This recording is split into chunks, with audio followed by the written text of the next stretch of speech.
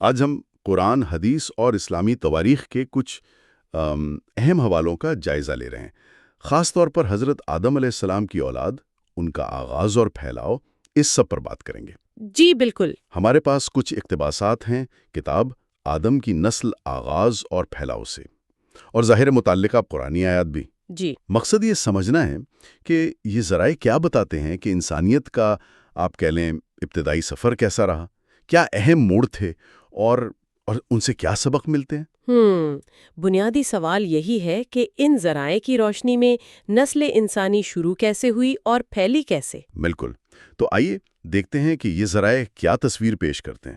اچھا، ان ذرائع میں اولاد آدم کا ذکر تو بہت واضح ہے۔ جی بہت جگہ ہے۔ قرآن میں بار بار آتا ہے، اے اولاد آدم، جیسے سورۃ الاعراف میں آیت 26 اور 172 بھی۔ جی ہاں۔ اور ایک حدیث کا بھی ذکر ملتا ہے، وہ پیدائش کے وقت شیطان کے چھونے والی بات۔ ہاں، کہ ہر بچہ روتا ہے سوائے حضرت مریم اور حضرت عیسیٰ علیہ السلام کے۔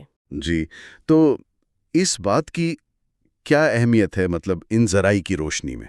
دیکھیں، اس کا بنیادی نقطہ تو یہ ہے کہ انسانیت کا آغاز مشترک ہے، ایک ہی جگہ سے، اور دوسری اہم بات وہ عہد ہے جو اللہ سے کیا گیا تھا۔ وہ عہد الالست۔ جی بالکل۔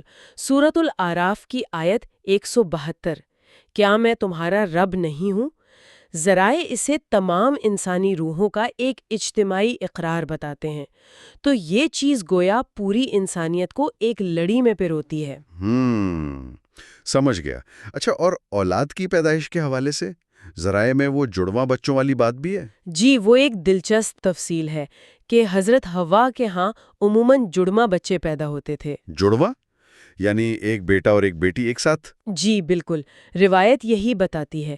جیسے پہلے قابیل اور اس کی جڑواں بہن اقلیمہ، پھر حابیل اور اس کی جڑواں بہن لبودا۔ اچھا، اور پھر ان کی آپس میں شادی کا اصول کیا تھا؟ اصول یہ بتایا جاتا ہے کہ ایک جوڑے کی بیٹی کا نکاح دوسرے جوڑے کے بیٹے سے ہوتا تھا۔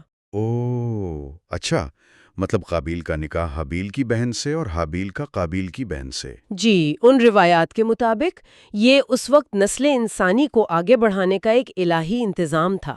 ظاہر ہے شریعت کے احکام تو وقت کے ساتھ ساتھ آتے رہے، یہ اس ابتدائی دور کا طریقہ تھا۔ صحیح۔ پھر وہ واقعہ آ جاتا ہے قابیل اور حابیل کا۔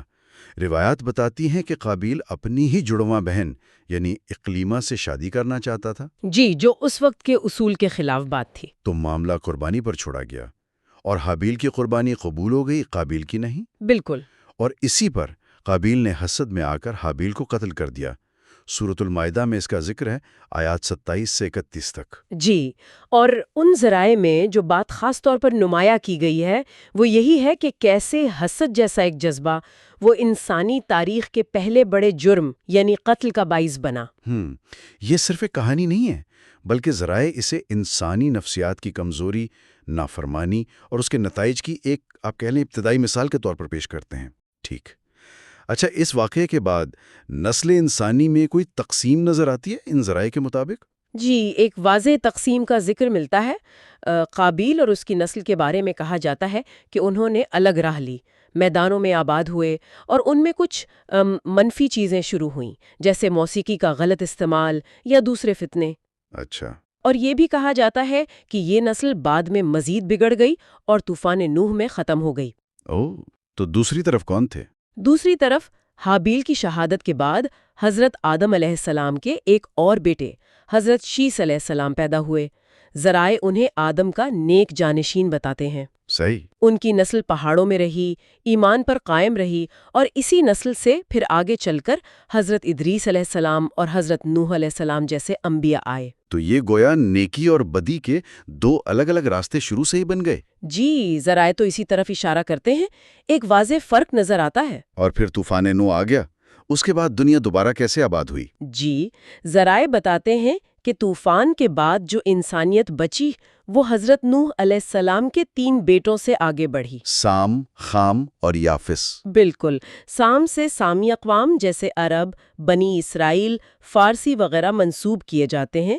حام سے افریقی نسلیں اور کچھ اور اقوام۔ اور یافس سے؟ یافس سے ترک، رومی یعنی یونانی اور یورپی اقوام کا تعلق جوڑا جاتا ہے۔ تو یہ جو آج دنیا میں اتنی قومیں ہیں، ان سب کا تعلق ان تینوں سے ہے ان ذرائع کے مطابق؟ جی، ان روایات کو اگر آپ وسیع تناظر میں دیکھیں تو یہ دنیا کی اقوام کے تنوع کو ایک مشترکہ اصل سے جوڑ رہی ہیں۔ پیغام یہ ہے کہ یہ رنگ، نسل، زبان کا فرق جو ہے یہ صرف پہچان کے لیے ہے، کوئی فخر یا برتری کی بنیاد نہیں۔ اصل چیز مشترکہ انسانیت ہے۔ بالکل۔ ہم نے بات چیت کے دوران کئی قرآنی آیات کا حوالہ دیا، الاعراف، المائدہ وغیرہ۔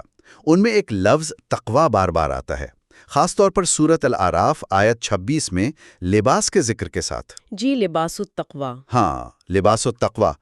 تو ان ذرائع کی روشنی میں تقویٰ کا کیا مطلب بنتا ہے؟ دیکھیں، تقویٰ بنیادی طور پر تو اللہ کا شعور ہے، ہر وقت یہ احساس کہ وہ دیکھ رہا ہے اور اس کی ناراضگی سے بچنے کی کوشش کرنا، خود کو برائی سے، گناہ سے بچانا۔ صحیح۔ الاعراف 26 میں ظاہری لباس کے ساتھ تقویٰ کے لباس کو بہترین کہا گیا ہے، یعنی اندرونی پاکیزگی، نیت کا درست ہونا۔ اور قرآن خود کو، جیسے سورۃ البقرہ کے شروع میں ہے، متقین یعنی تقویٰ والوں کے لیے ہدایت کہتا ہے۔